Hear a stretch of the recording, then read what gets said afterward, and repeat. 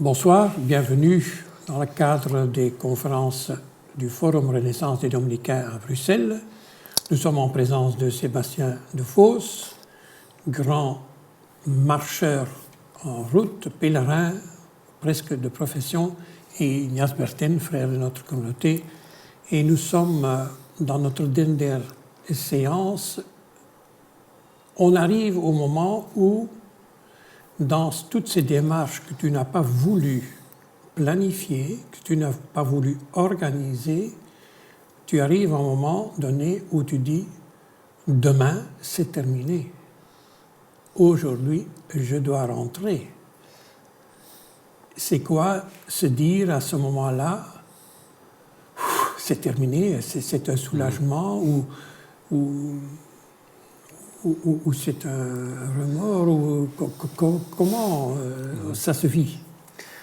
Alors, autant lorsque je suis parti vers Saint-Jacques, Rome et Jérusalem, la tentation était de continuer pour ne pas revenir, autant je peux vous dire que dans cette expérience urbaine de 30 jours dans Bruxelles, sans rien planifier, sans savoir vers où aller, en étant complètement désorienté dans sa propre ville, je peux vous dire que les dernières heures, je les décomptais parce que je n'en pouvais plus de cette expérience que je trouve qui a été à bien des égards la plus difficile de tous les pèlerinages que j'ai entrepris. Ça a été en tout cas l'expérience la plus confrontante. Quand je suis rentré, en rentrant, je me disais, mais au fait, j'ai l'impression de revenir de tellement loin.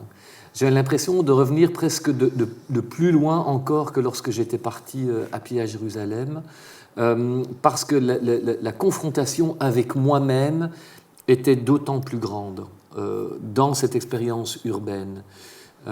Parce que, comme on l'avait évoqué dans les interviews précédentes, le fait d'avoir une destination conditionne notre rapport à notre environnement.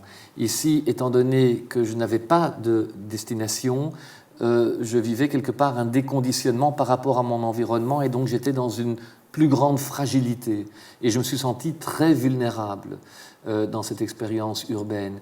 Et donc, quand enfin j'avais passé la dernière nuit, qui était elle aussi en forêt,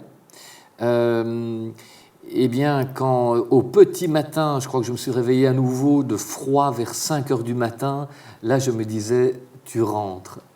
Et j'étais pris d'une joie énorme, le fait, par cette joie de rentrer de rentrer chez soi, au fait, de revenir un lieu chez sécurisé, soi. Oui. Absolument. Oui. Est-ce que tu t'es fait, après coup, tu dis, je me suis fait mal? Je pense que oui, je me suis fait un peu mal. Je ne sais pas si j'en suis sorti tellement indemne de cette expérience. Autant dans mes pèlerinages antérieurs, j'avais à chaque fois l'impression que la boucle était bouclée, que le rêve était devenu réalité. Dans cette expérience urbaine, peut-être que quelque chose n'est pas encore achevé. Je ne sais pas quoi, mais je pressens que quelque chose n'est pas encore achevé. Peut-être que... Oui, mais à 2 ans de distance, tu ne regrettes pas d'avoir fait l'expérience? Je ne regrette absolument pas d'avoir fait l'expérience, mais je ne sais pas si je serais aussi impatient de la refaire que, par exemple, un jour revenir par voie pédestre de Saint-Jacques, de Rome et de Jérusalem. Là, pour moi, ce serait beaucoup plus une partie de plaisir. Refaire cette expérience dans Bruxelles, si c'était à refaire, peut-être que je le referais, mais ce ne serait pas une partie de plaisir. Oui. Alors, tu rentres en famille, tu n'as pas eu de contact entre-temps, ou presque pas. Vos enfants sont là, votre femme est là, et toi, tu as tellement vécu, c'est impossible de raconter tout ça, j'imagine. Tout à fait. Alors, là, évidemment, il est quand même temps, on dirait last but not least, d'honorer justement mon épouse, qui a été ma plus grande supportatrice, je ne sais pas si ça se dit, ou supportatrice, enfin supporter, disons. C'est vraiment elle qui m'a dit vas-y, fais cette expérience urbaine, tu en as besoin, parce que j'avais quitté un travail où ça ne s'était pas très bien passé à Molenbeek, justement. Et j'ai eu envie de faire un pèlerinage, et c'est en échangeant notamment avec elle qu'elle m'a dit, au fait, Sébastien, pourquoi est-ce que tu ne repartirais pas, et pourquoi tu ne repartirais pas en ville? Donc c'est vraiment elle et un autre ami, et un ami photographe, qui m'a incité de vivre cette expérience urbaine. C'est elle qui m'a dit, vas-y. Elle m'a dit, je vais m'occuper des enfants. Et j'avais un téléphone, et bon, on était quand même régulièrement en contact, on était en contact, et on s'est quand même revus à 2 ou 3 reprises dans un parc tout au long de cette expérience urbaine, un samedi ou un dimanche, où on partageait un petit peu. Pour mes 2 aînés qui avaient 8 et 6 ans, ils comprenaient. Non, pardon, pour mon aîné qui avait 8 ans et notre dernier qui en avait 2, eux, pour le petit, ils ne comprenaient pas trop, le grand, il comprenait, mais c'était surtout Samuel qui avait du mal. Et surtout pour lui, à 2 ou 3 reprises, on s'était donné rendez-vous pour qu'on se revoie, parce qu'eux, ils ne comprennent pas. Et quelque part, c'est toujours plus facile pour celui qui part. C'est plus difficile pour celles ou ceux qui restent, parce qu'eux, ils s'imaginent toujours, ils peuvent s'imaginer le pire. Et donc vraiment, j'honore, je suis très reconnaissant par rapport à ma femme, ma famille, de m'avoir permis de vivre cette expérience. Et maintenant commence une autre étape, puisque tu es engagé comme aumônier à Clique-Saint-Jean. Oui. Tu viens de parler de la découverte de ta propre fragilité.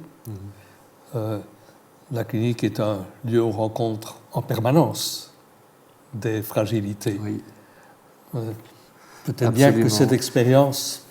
Oui, la question est intéressante. Je pense qu'effectivement, mes expériences de marche au long cours et de pèlerinage m'ont permis justement de vivre cette déconstruction de tout ce qui nous empêche d'être en lien avec notre frère qui est vraiment dans la souffrance. Et bon, je ne veux pas dire non plus que sa souffrance est ma souffrance, mais quand même, il y a... la souffrance qu'on voit ne laisse pas indemne, elle nous touche, elle ne peut que nous toucher, surtout quand on est aussi aumônier. Et donc c'est pour moi encore une expérience d'expérimenter l'autre et dans cet espace qui se décantre entre le patient et moi, eh bien, parfois ça devient aussi un espace symbolique ou un espace d'accueil de celui qui nous dépasse et dont on se nourrit tous les deux. Et donc ce que je trouve magnifique dans cette expérience d'accompagnement spirituel, d'aumônier, c'est que le patient m'invite vraiment à retrouver ma pleine humanité. Certes, lui ou elle est couché, moi je suis debout, mais c'est vraiment une invitation à retrouver toute mon humanité d'écoute, de bienveillance, d'empathie, d'amour. Voilà, donc c'est vraiment pour moi une invitation non plus à voyager horizontalement, mais davantage voyager verticalement dans la toute proximité de celle et celui qui souffre. Et maintenant, avec toute la situation avec le coronavirus, avec toutes les limites qui sont mises, je trouve qu'on voit que les fragilités s'expriment encore davantage. Et la souffrance aussi, entre autres dans les cliniques, d'isolement, parce que les contacts ne sont plus... on voit combien notre société est fragile. Absolument. Et c'est vrai que rentrer dans les unités Covid quand on est habillé, comme vous l'avez déjà vu dans les médias, on a un masque, on a une visière, on a des gants, on a tout un scaphandre de protection, et c'est terrible parce qu'on est face à la personne qui souffre, et parfois, il y a des moments où on a envie de juste prendre la personne dans ses bras parce qu'elle est dans une souffrance déjà de maladie, mais aussi de solitude, d'isolement. Elle ne peut pas être en contact avec la famille. Et on essaye tant bien que mal de pallier à cela, notamment avec un téléphone où on fait des visioconférences avec la famille. Et donc la clinique Saint-Jean a mis en place tout un protocole pour essayer quand même de sortir les patients de l'isolement, mais on y voit beaucoup de souffrance, quoi. Et donc moi ces expériences de marche me permettent aussi de peut-être me sentir davantage frère de ces personnes qui souffrent. Merci beaucoup, Sébastien Defosse. Avec cette parole, nous pouvons clôturer cette marche que tu as faite. Et je pense que tu nous as appris beaucoup sur nous-mêmes aussi, à travers tes expériences. À vous aussi, je vous remercie de votre écoute. Et je signale qu'il y a donc le livre « Partir chez soi » en français et en irlandais. Voilà. Merci bien. Vous pouvez nous suivre sur notre site internet www.dominicain.be. À la prochaine.